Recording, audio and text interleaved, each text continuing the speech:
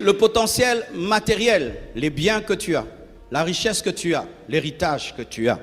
Un jour, un garçon vient me voir et il me demande de l'argent, il se plaint. Mais pendant qu'il se plaignait, je le regardais. Il avait une chaussure d'au moins 500 $. Il avait un pantalon super 100.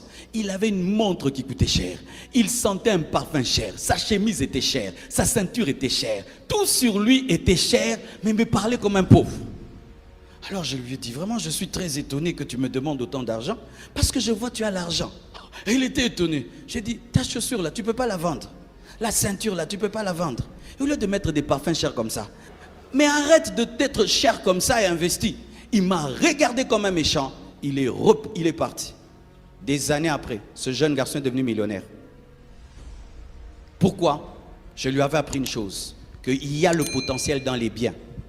Des fois, tu te dis que je n'ai pas un capital pour commencer les affaires. Mais vends ta voiture.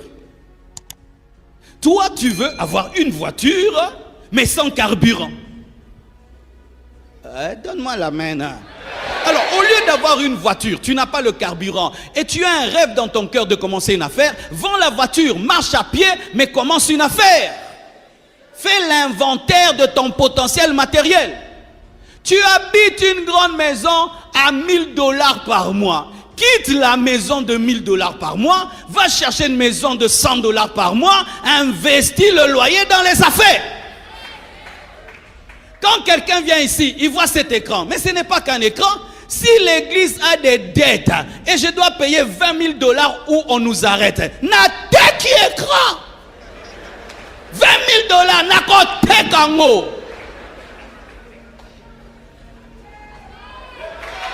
Alléluia. Mais ton problème c'est quoi? C'est que tu es entouré d'argent mais tu ne vois pas l'argent. Tu habites une grande maison, tu es pauvre, vends-la. Vendez votre maison, faites les affaires. Parce qu'on ne mange pas la maison.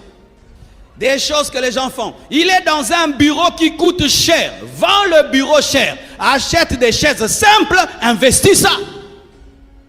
Le matériel que tu as autour de toi, c'est un potentiel que tu dois savoir gérer. Le potentiel financier, ton argent, ton héritage, ton compte bancaire.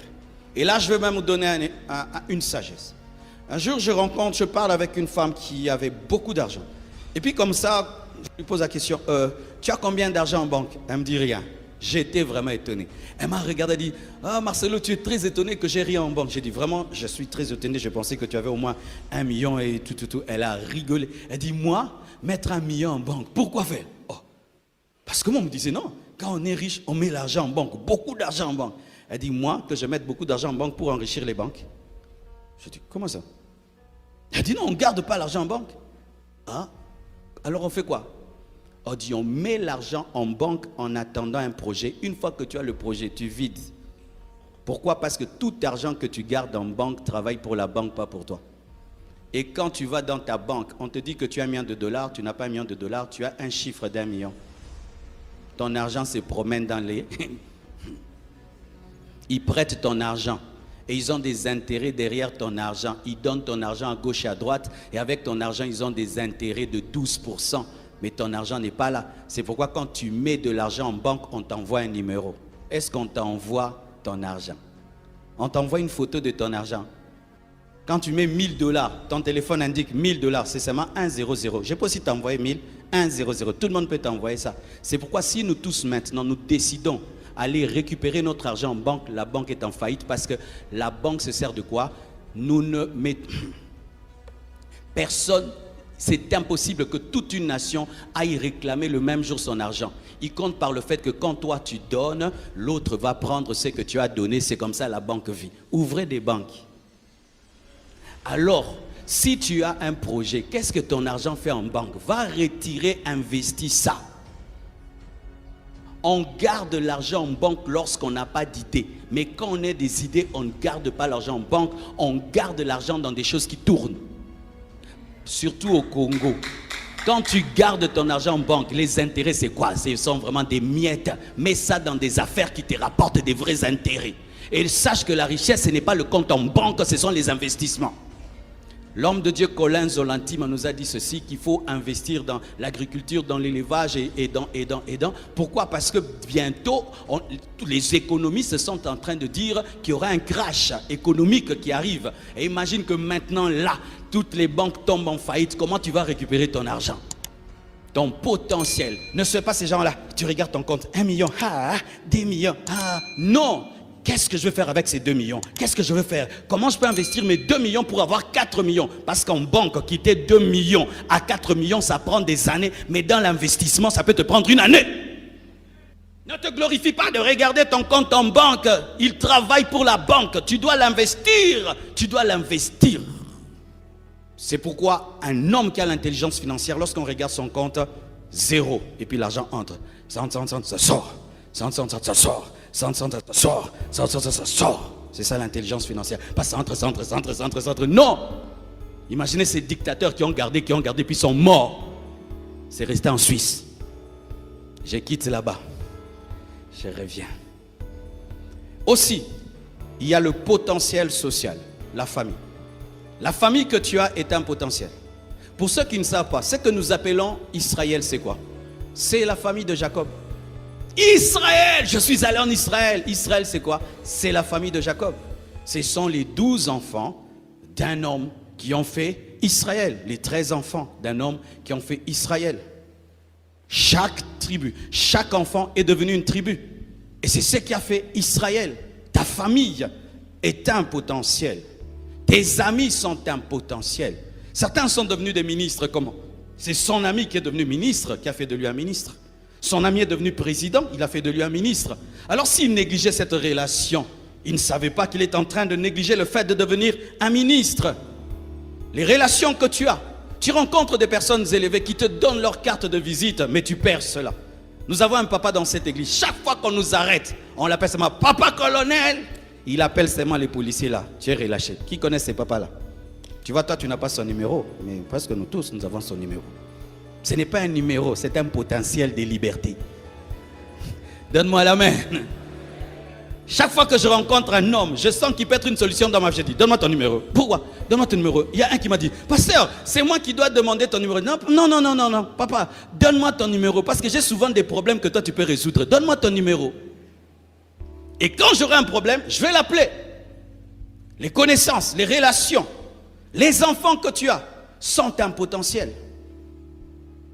Il y a des parents qui aujourd'hui vivent dans la paix, seulement à cause d'un enfant qui a réussi dans la vie. Mais il y a des parents qui maudissent leurs enfants. Toi, qu'est-ce que tu feras pour moi? Toi, qu'est-ce que tu feras pour moi?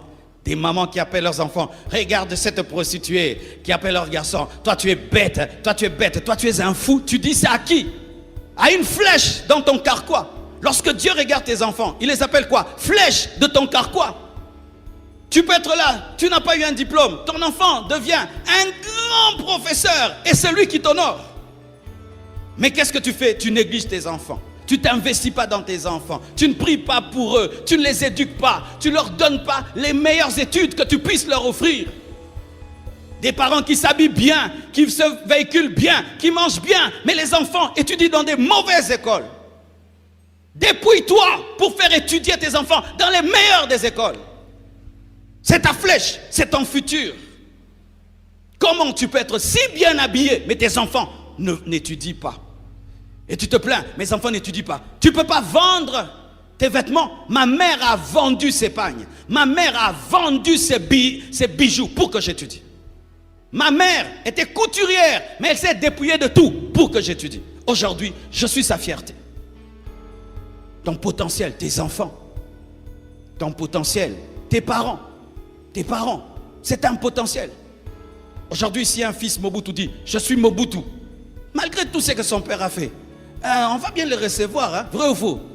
C'est seulement on dit, c'est le fils de Mobutu, après le qui je dois le recevoir. Je vais le recevoir, Bandeko. Pourquoi? À cause du nom. Alléluia. Tes parents sont un potentiel. Certains ont des mauvais parents, qui ne les éduquent pas, qui ne travaillent pas à leur futur.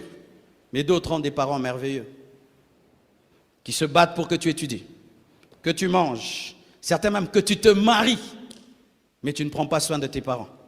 Tu ne t'occupes pas d'eux, tu ne les appelles pas, tu ne causes pas avec eux un potentiel que tu négliges. Mes frères et sœurs, mes parents m'ont sauvé de beaucoup de choses. Mes parents m'ont délivré de beaucoup de choses. Mes parents, aujourd'hui, deviennent pour moi des conseillers, des repères. Ma mère, chaque fois que je voyage, elle prie. Des fois, elle entre en retraite seulement parce que j'ai une croisade quelque part. Ton potentiel, c'est ton conjoint, ta conjointe. Dans ta vie, Dieu a placé un homme. Dieu a placé une femme. Sans Adam, Ève ne peut engendrer Abel. Ève ne peut engendrer Caïn. Et sans Ève, Adam ne peut engendrer Abel, engendrer Caïn et engendrer Seth. C'est-à-dire que tu as le potentiel de la multiplication, mais c'est impossible que tu vives la multiplication sans Ève et sans Adam. Considères-tu ton mari? Considères-tu ta femme? C'est un potentiel que Dieu t'a donné pour devenir grand. Je connais une servante de Dieu de ce pays. Elle a un potentiel extraordinaire de chanter. Son mari a un potentiel d'organiser. Son mari organise sa musique. Aujourd'hui, c'est la grande Dena que vous connaissez. Dena chante extraordinairement, mais son mari organise extraordinairement. Vous connaissez tous la grande servante de Dieu américaine, Joyce Meyer.